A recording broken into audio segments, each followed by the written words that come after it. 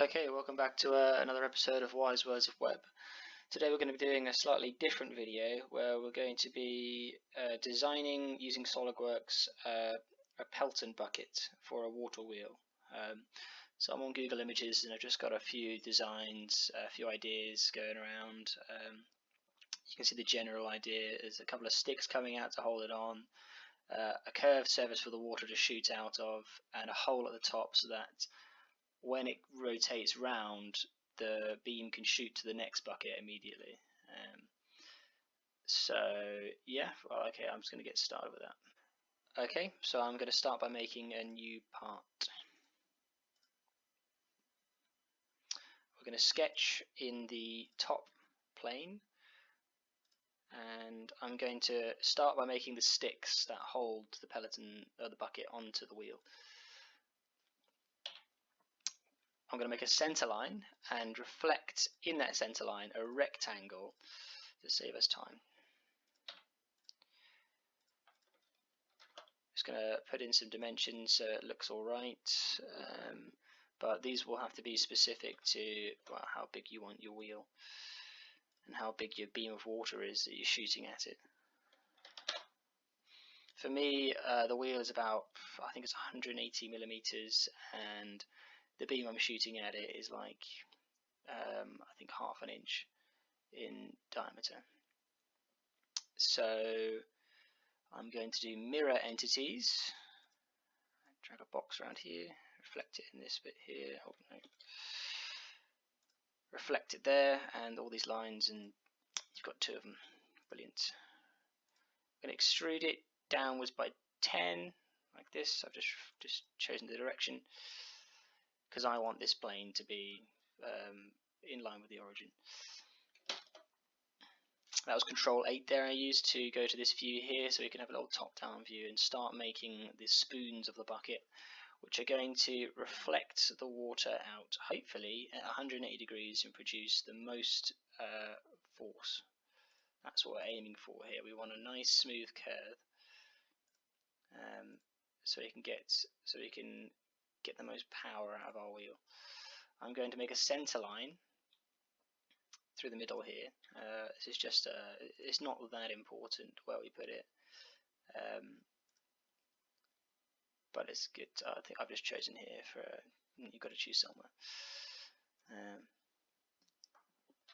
I'm going to make two circles with a radius 22, a diameter 22, and they're going to be with the centers at in line with this center line here.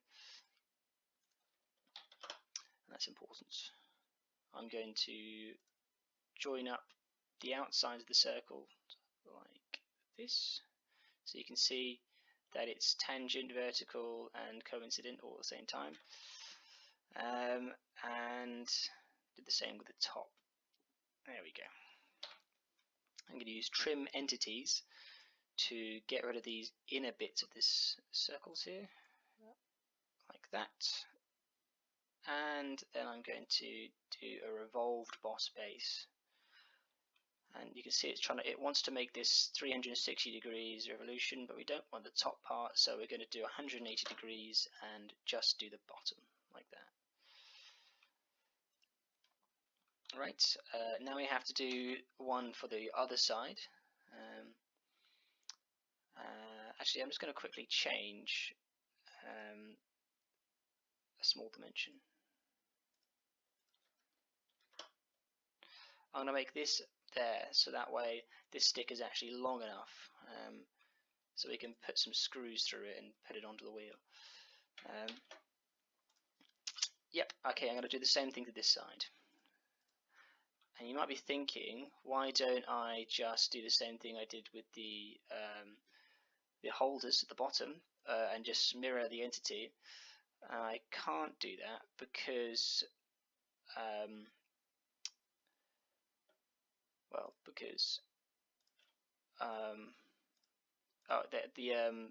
the two spoons are actually intersecting, so yeah, you can see that they're intersecting about the origin there.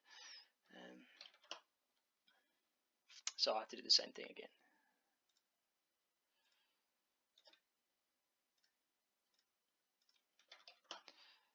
22, join them up with a 15mm line, join the top and bottom up, trim entities, and revolve 180 degrees. Okay, so you've got a general outline here of what we're going for. I'm going to go back to this view here, and we're going to cut out some shapes from this. I'm going to do another sketch. Make a center line again. I've got to use this bottom bit here to make the center line.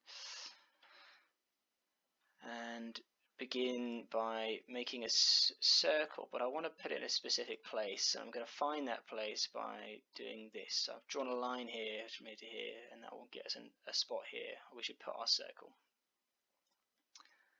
And we want to make this shape just a bit smaller than this shape, this circle here. How much smaller? Well, we want it to be, I want the wall thickness to be 2mm. So I'm going to choose 18 here as my radius. So that way this wall thickness here is 2mm, because that's actually the minimum print thickness on the 3D printer we're using. And you've got to take that into account. I'm going to do the same at the bottom.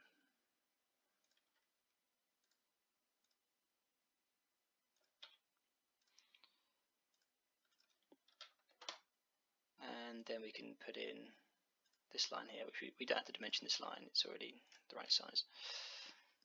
And then trim entities away like this, and we're going to add this line here. Right, and that's that. You can see it's gone shaded blue there, which means that it's a proper shape.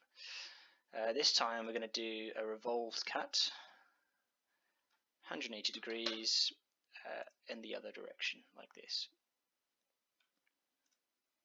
And it's cut out a nice little spoon shape there out of our drawing. Okay, and do another sketch. The other side.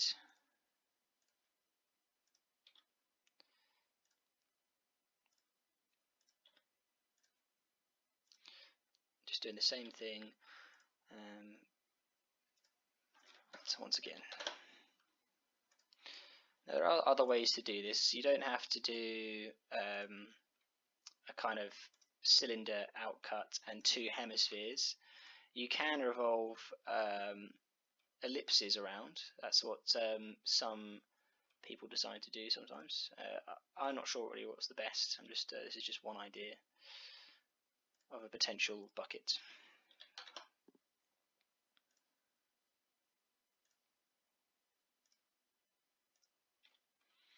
Right, top and bottom, and then we can trim away.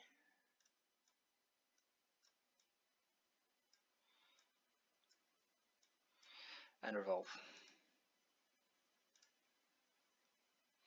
Click sketch 5, revolve boss base, 180 degrees. Actually, we're not doing revolve, we're doing a revolved cut, 180 degrees. Right, and that's starting to look a bit more like the ideas we saw earlier. A couple of problems there we still need to fix. We should really have a bigger wall in the middle here, because this little bit here is not going to cut the water very well. It needs to be a bit higher up, and then we need to make a hole at the top. So I'm going to start by making that wall first. You can see how I do that. I'm going to sketch in this right plane here, which actually just happens to go right through the middle. Control 8 will bring us to this view, because I've clicked on right, and I'm going to start sketching. I'm going to connect this part here to this part here to begin making the wall.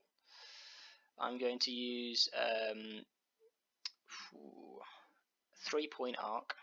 Connect this point to you can select this point here, and how big do you want this? Well, you want it to be exactly this big. I'm going to draw a line here to here and do the same.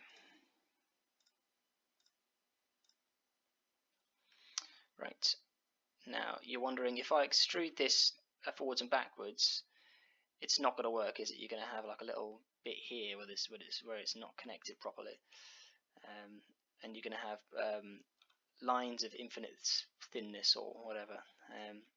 So I'm going to use an offset entities command here and select my drawing and offset the entities by 1 millimeter. So that goes right in between there, and select and tick.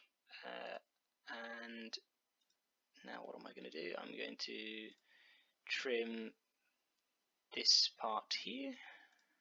This is where it gets a bit complicated. A bit more trimming. And we should come to another nice shape here. This is the shape we've got.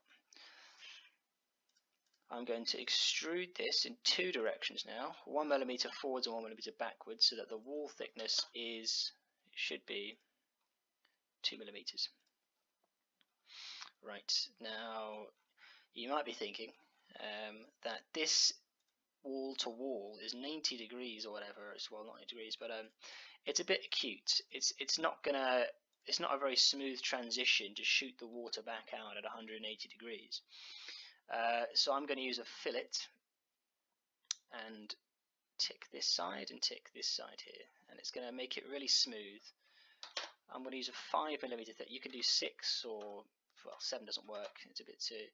So if we try 5, that's a number I kind of like.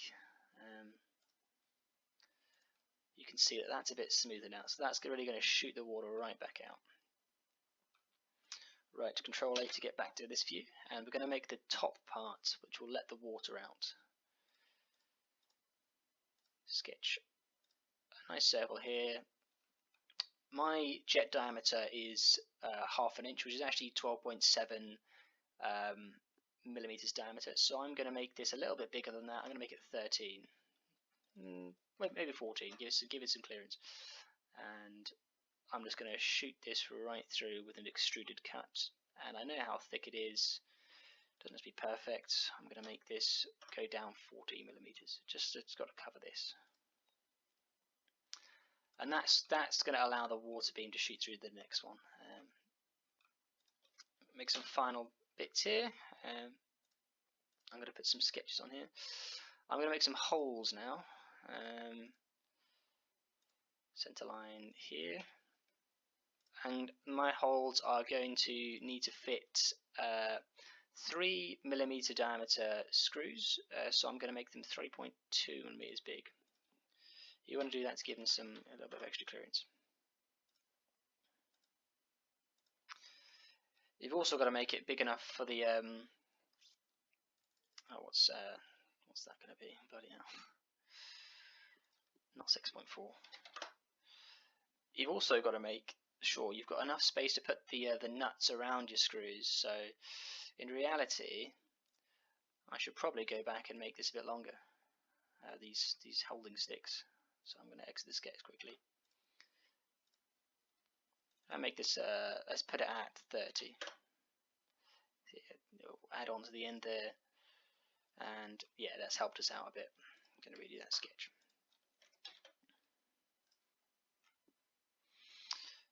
Put in my circles. You can just do it this way.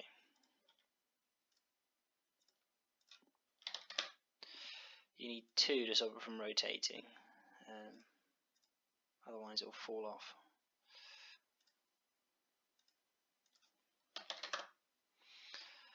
You want to know how big your nuts are, so that they're not really touching each other. But I think that should be about fine, as well as I know nuts. Let's do that, and I'm going to punch this hole all the way through to the other side. There we go. up to surface and click this here. Beautiful. Right, and there you go. That was a tutorial on how to make a bucket for a Pelton wheel. Just to clear things up, when I said earlier the elliptical spoon, this is what I was talking about. It's a really similar design. I've just done the exact same thing, but when it came to doing these little the sketches here, if I show you what that looks like, it's just, instead of it being like a cylinder and two hemispheres, I've just got one ellipse. So you do it by clicking the ellipse button, and yeah, you get the picture. So here is what the full wheel might end up looking like. You've got your pipes and your nozzles. This glass plane just stops the water splashing out. And yeah, the screws have enough clearance.